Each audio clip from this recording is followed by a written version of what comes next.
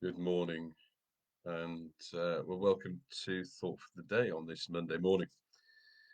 And just sort of reflecting in preparing for this, and what does your week ahead hold? What have you got planned? I suspect it's less than you might have at other times for many people anyway, in lockdown, that the restrictions will mean diaries are emptier than they were. But for others, it means that life is an absolute flat out rush, from one thing to another, being part maybe of a vaccination program or working in our health services with no respite, no break. What does the week ahead hold? And I was looking at my diary and thinking, well, there's all these appointments, there's different things, there's Zoom calls, plenty of those, and things like that. What does my week ahead hold? Well, I think I've got an idea because I've got a diary, I've got things that I think are coming up, but it strikes me that that's pretty much assumption, presumption.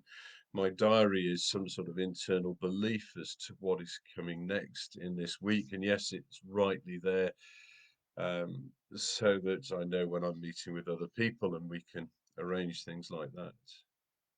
But my diary is not concrete. My plans for the week ahead may be mine, but I'll be honest, frankly, I don't know what the week ahead holds. None of us do. For some of us, to put a fairly extreme example on it, by the end of this week, we will have had a potentially a positive COVID test, for instance, that we aren't expecting today. We don't know what the week ahead holds, and I don't want to be fatalistic about that, but we don't know. And there's really good advice to keep short accounts in that case. If you knew that tomorrow you had no more tomorrows, what would you be doing today? I suppose is a question we could ask this morning. What is our attitude like, and do we live as if each day could indeed be our last? What are the things we put off in the presumption that we have more time, more time, more time?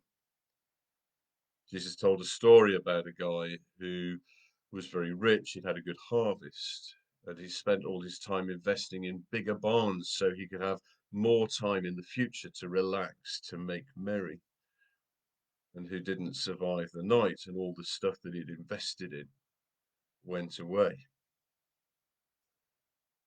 What do we do today in the light of the fact that we don't know what the rest of this week holds?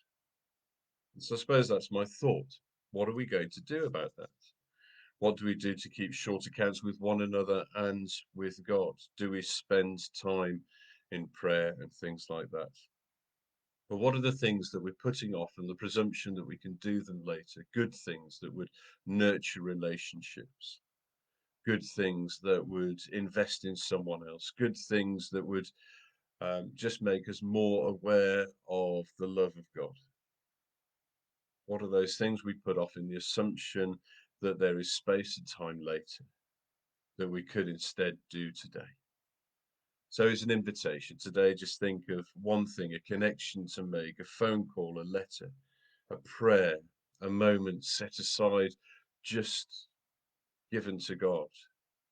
Spend time with Jesus and to pray,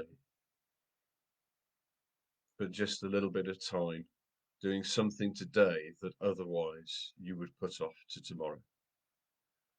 Have a blessed day, stay safe, and God bless. Bye for now.